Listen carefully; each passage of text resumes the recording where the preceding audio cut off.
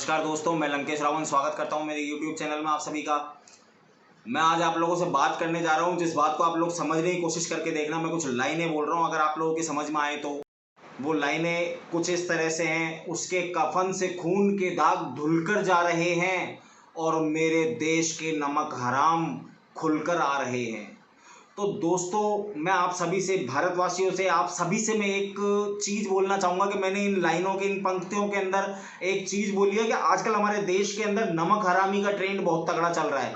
मतलब कि यहाँ का खाना, यहाँ नौकरी, व्यापार, सारी चीज़ें यहाँ पर खाना करना और फिर यहीं कोई धोखेबाजी, कोई आतंकवादी जैसी घटनाएं या यहाँ के पैसे को लूटने जैसी घटनाएं कर देना। फिर या मतलब वो सरकार की पकड़ से पूरी तरीके से बाहर रहेंगे। पूछिए क्यों? क्योंकि हमारी सरकार के अंदर भी कुछ लोग जो सरकारी नुमाइंदे बने हुए बैठे हैं, उन लोगों ने मतलब कुछ इस तरीके का ट्रेंड चालू कर दिया है कि हाँ भाई ठीक है, इसके पास में पैसा अच्छा है या इसने किसी भी तरीके का फ्रॉड किया है, कुछ पैसा ये हमें देगा तो ये हमारा साथी है, कोई दिक्कत नहीं, हम इसे छुड़वा देंगे। उसके अंदर सबसे पहला उदाहरण आता है, वो है दाऊद इब्राहिम, जो कि एक आतंकवादी है। उसे आज तक वो पाकिस्तान के अंदर छुपा हुआ बैठा है, पता नहीं कितनी बार दुबई। उसके बाद में तो उसे भारत में देखा गया है शादियां अटेंड करते हुए। तो वो किस तरीके से निकल जाता है भाई। उस टाइम पर हमारा इंटेलिजेंस, हमारा जो आतंकवादियों को पकड़ने के लिए एक स्क्वाड होता है, वो सब कहाँ चले जाते हैं, मुझे ये समझ में नहीं आ रहा। इसका मतलब साफ साफ है कि कहीं ना कहीं मिली भगत चल रही है, तभी वो यहाँ पर आ पा रहा है। वैसे वो पाकिस्तान कराची के अंदर छुपा हुआ बताया जाता है। उसके अलावा जाकिर नाइक, जो कि मलेशिया जाकर के रहने लग गया।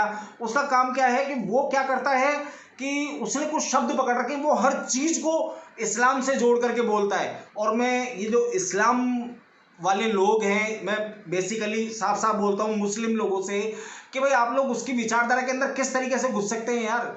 एक चीज बताइए, आप लोग अगर उर्दू पढ़ना जानते हैं तो आप लोग अपनी कुरान को, उसके अंदर लिखी हुई आयतों को पढ़ करके देखें। अगर कोई उन्हें घुमा फिराकर आप लोगों को किसी तरीके से गुमराह करने की कोशिश कर रहा है तो कैसे आप लोग एक जने के पीछे जा सकते हैं यार। आप लोगों के अंदर खुद का कोई विवेक, खुद की कोई सोचने समझने की शक्ति नहीं है कि आप लोगों को जाकिर नाइक जैसे लोग कभी बम ब्लास्ट के लिए तैयार कर देते हैं, कभी किसी चीज के लिए तैयार कर देते हैं। आतंकवाद को जिस भी तरीके से हो सकता है उस तरीके से वो देश को, भारत देश को बर्बाद करने के लिए यूज करते रहते हैं हमारे युवा को। तो भाई आप लोगों का खुद का दिमाग, खुद का विवेक, खुद का दिल कहाँ सो जाता है जो आप लोग इनकी बातों में आ जाते हैं। उसके अलावा ये नीरव मोदी, जो हजारों लाखों करोड़ का इस भारत को झटका दे चुका है, वो विजय माल्या, उसका बेटा सिद्धार्थ माल्या, मतलब इन लोगों ने ये सोच रखा है कि कोई तो बंदूकों से, गोलियों से इस देश को छलनी करना चाहता है और कोई इसको आर्थिक रूप से मतलब कि एक गर्त में ले जाना चाहता है। मैं इस देश की जनता से, इस देश के कानून व्यवस्था से, इस देश की सरकार से मैं ये बोलना चाहूँगा कि आप लोग आज दुनिया भर के देशों से लड़ने को तैयार हो रहे हैं। पहले अपने देश के अंदर जो नमक हराम पैदा हुए हैं आज तक, जो आज दूसरे देशों के अंदर जाकर के शरण लेकर के बैठे हुए हैं, उनको पकड़ने का क्या इंतजाम है? कब उन लोगों के खिलाफ कार्रवाइयाँ होंगी? कब उन्हें फांसी के फंदों पर लटकाया जाएगा?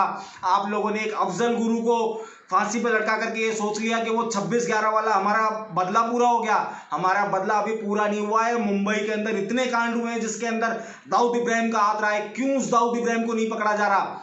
क्यों वो जाकिर नाइक नहीं पकड़ा जा रहा? वो जाकिर नाइक वहां मलेशिया जाकर के बैठा हुआ है, जिसने कि यहाँ बम कांड करवाए, बांग्लादेश के अंदर भी बम कांड करवाए। उसकी स्पीच ऐसी होती है कि वो सिर्फ और सिर्फ बरगलाने के काम करता है।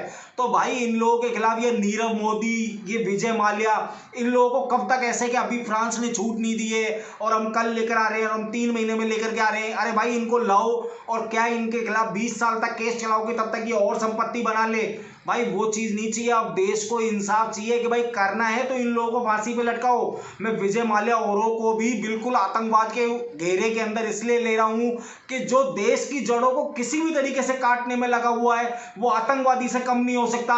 ये विजय माल्या, ये नीरव मोदी, ये सब आतंकवादी हैं, ये सब देशद्रोही हैं। इन्होंने देशद्रोह का काम किया है और मैं उन बैंक के कर्मचारी जो इनके साथ में मिले हुए थे वो सब देशद्रोही हैं, क्योंकि एक आतंकवादी का, एक देशद्रोही का साथ देने वाला बराबर का आतंकवादी और बराबर का देशद्रोही होएगा।